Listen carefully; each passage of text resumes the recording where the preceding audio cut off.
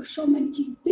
Par la suite, on a déterminé donc la dégénérescence dans des cas particuliers tels que l'état fondamental, l'état le plus excité, puis l'état où le champ magnétique B est égal à 0. Ensuite, donc maintenant, on va passer au cas général. On va calculer la dégénérescence d'une valeur d'énergie En mesurée à delta En près.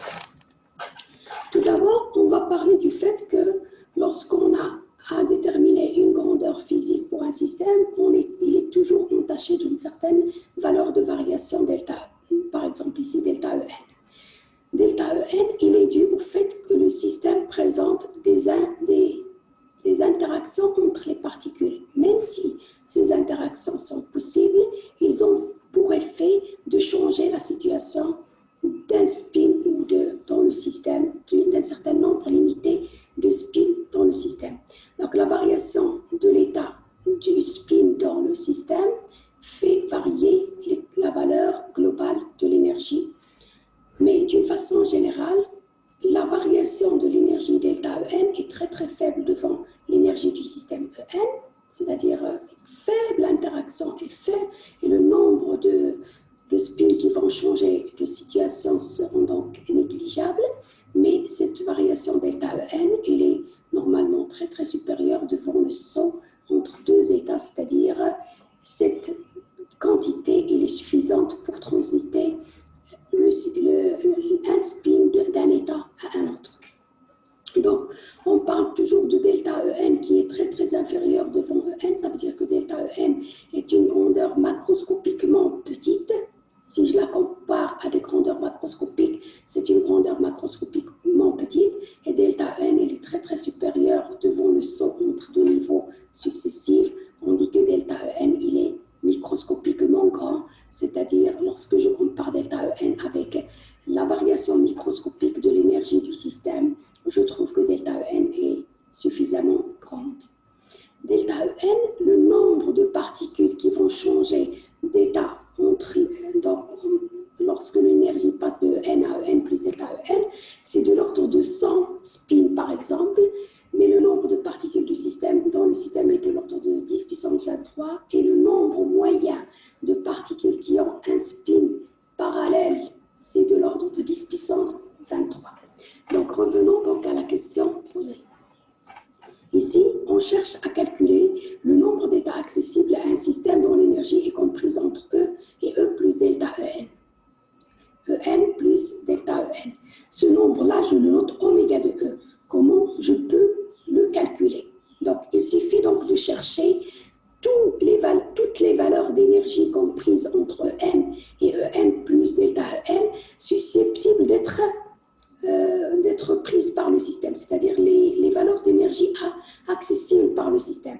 Donc, l'énergie du système, il peut prendre la valeur En, qui correspond à N spin parallèle au champ magnétique B. Il peut prendre la valeur N plus 1, c'est-à-dire N plus 1 particules ou spin qui sont parallèles avec le champ magnétique B, c'est-à-dire de cet état-là, celle-là, le système.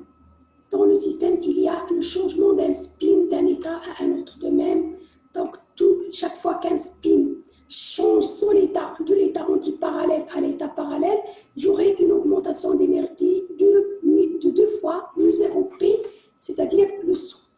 Donc j'aurai un certain nombre de valeurs d'énergie qui sont donc accessibles par le système. Et donc, on a déjà montré que la dégénérescence de la valeur d'énergie En il est égal à CNN, c'est-à-dire le nombre de façons de choisir N spin par micron N. De même, la dégénérescence de la valeur En plus 1 sera tout simplement le choix de N plus 1 spin par micron N. De même pour la valeur En plus 2 et ainsi de suite. La valeur d'énergie En plus delta En, il aura une dégénérescence donnée par le choix de N plus delta N spin parmi grand N. Maintenant, je connais les différentes valeurs d'énergie que le système peut prendre. Je connais aussi leur dégénérescence, mais je viens donc utiliser les données que j'ai écrites ici. Donc, si N est de l'ordre de 10 puissance 23, alors n plus 1, c'est de l'ordre de 1. N plus 2 aussi, c'est de l'ordre de n.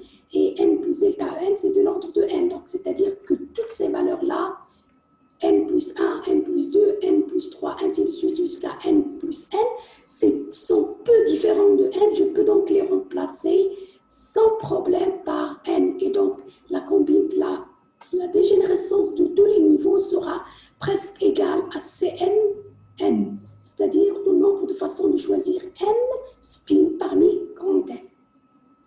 Oméga de E n'est que le nombre de valeurs possibles de n dans la bande En plus E, delta En, multiplié par le nombre de façons de choisir petit n parmi grand n.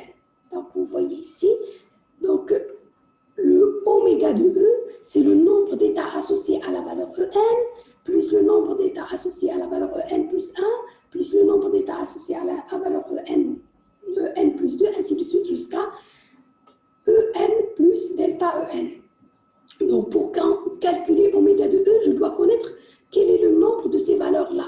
Combien de valeurs j'ai entre En plus delta En.